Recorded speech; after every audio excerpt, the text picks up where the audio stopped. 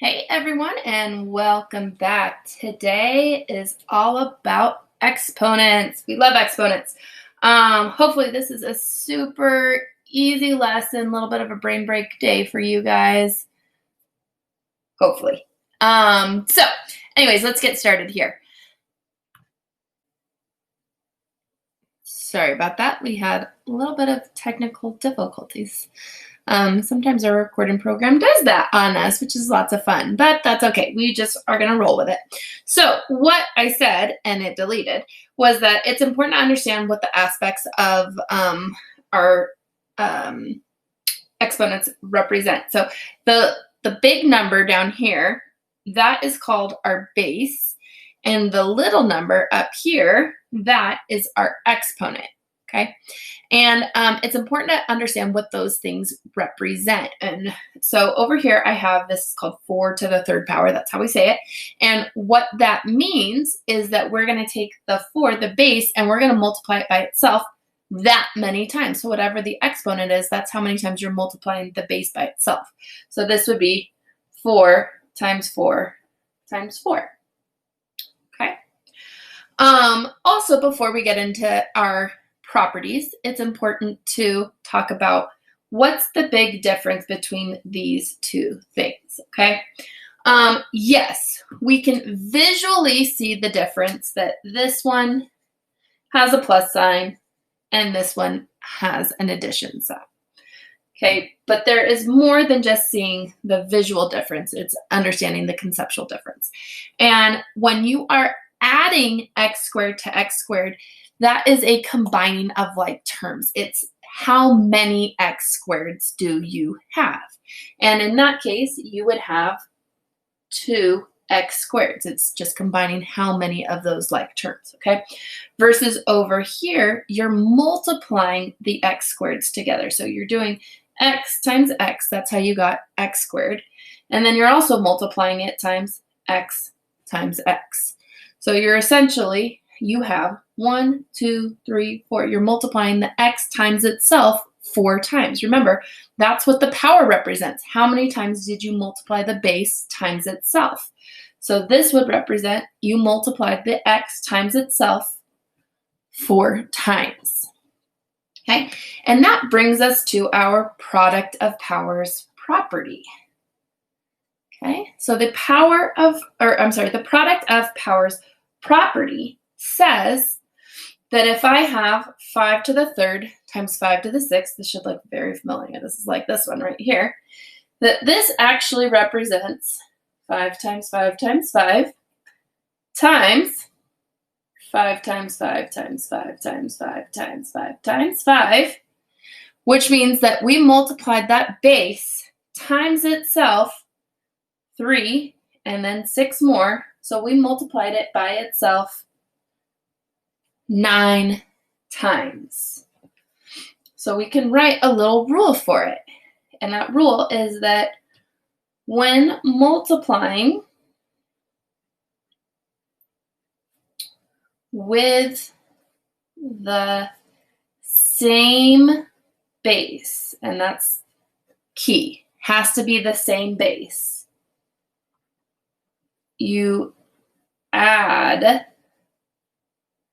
the exponents and keep the base. So notice I kept the base the 5, but then I just added the exponents. 3 plus 6 gave me 9. So if I have b to the x times b to the y, I would get b to the x plus y.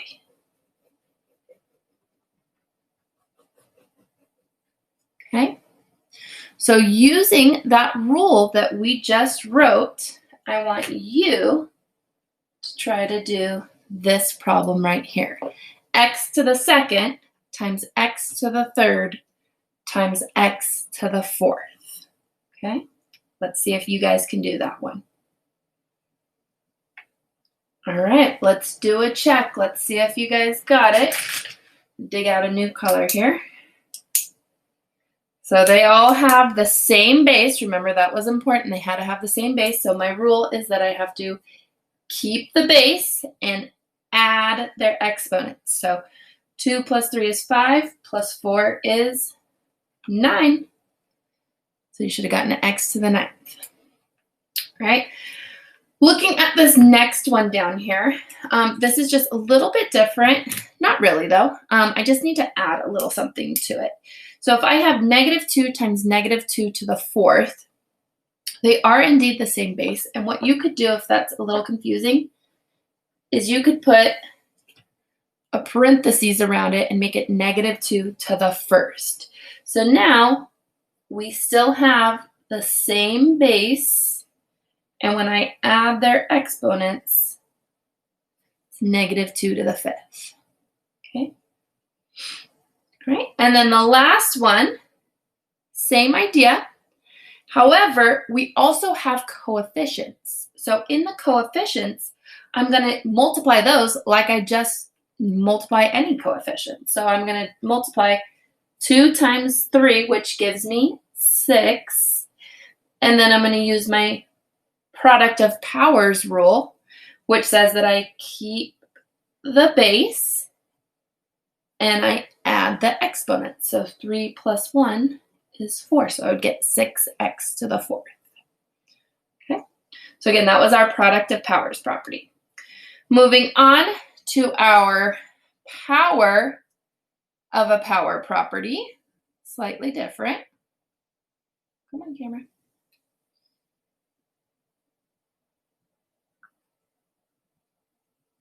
There we go. All right.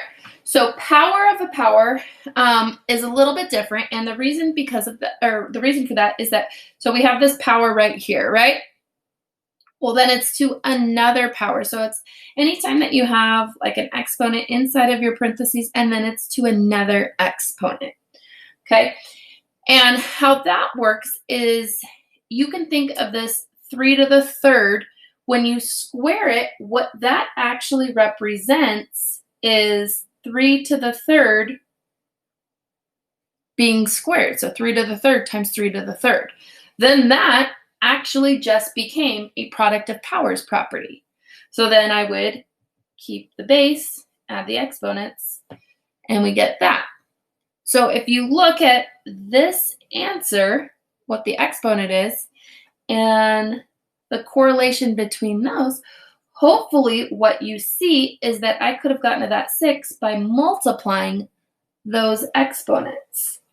So again, we can write a little rule here. So when an exponent is raised to an exponent, you multiply the exponents. So if I have b to the x to the y power, that's going to give me b to the x times y.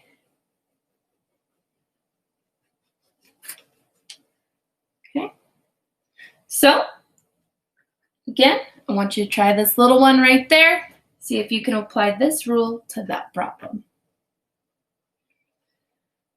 Okay, let's see how you did. We have x to the 2nd to the 4th power. Power of a power. We know that we are going to keep the base, multiply the exponents. So you should have gotten x to the 8th.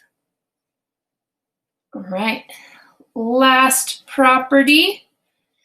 It is the power of a product property. Okay, power of a product property is kind of like the power of a power property. And it just says that it's kind of like this one.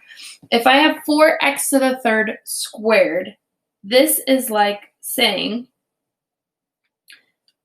4x cubed times 4x cubed, right? Because it was 4x cubed squared, so you would have to do it twice. You would take this base, because essentially that whole thing is the base, and multiply it by itself twice, okay?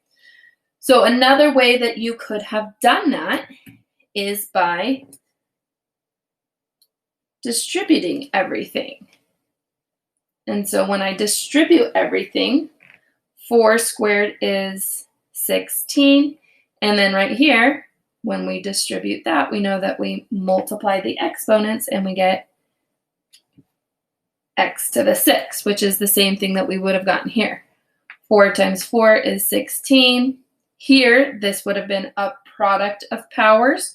We would have added the exponents. So 3 plus 3 would have given us 6. So our rule is to distribute the exponent to all the exponents inside. But it's important to also note that this is for products only. So if this had a plus sign in front of it, so like if it, not in front of it, but in between. So like if this had 4 plus x squared, you cannot distribute the exponent, okay? So a b to the x becomes a to the x, b to the x.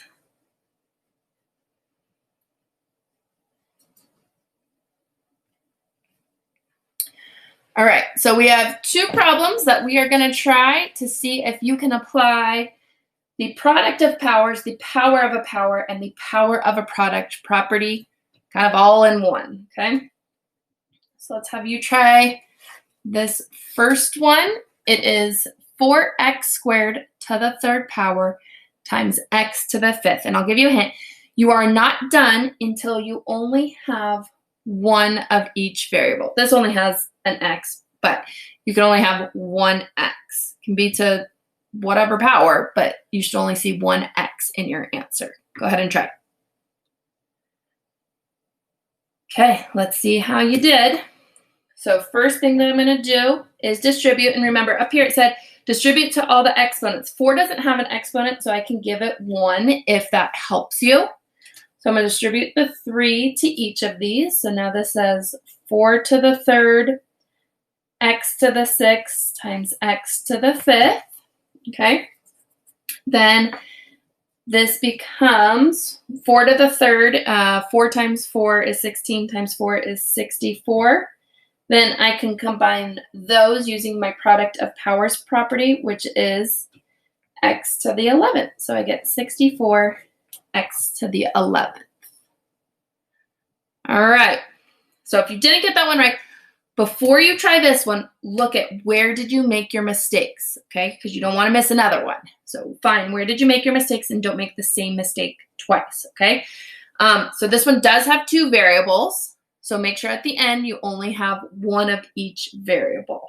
All right, so try this one. Go ahead. Okay, let's check you. So same thing. I'm going to give this a 1 and this a 1. That way I make sure to distribute this 2 to each of those exponents. So I have 3 squared x to the 6th, y to the 2nd, times x, y to the 3rd. And again, if it helps, you can make this an x to the 1st. And then I'm going to combine. So 3 to the 2nd is 9. And then I have x to the 6th and x to the 1st is x to the 7th. Y to the 2nd and y to the 3rd is y to the 5th. And again, in your answer, you can only have one of each variable. And that's it. So if you guys have questions, make sure there's academic support, there's the discussion board, tutorials, all of that good stuff. All right, have a great day.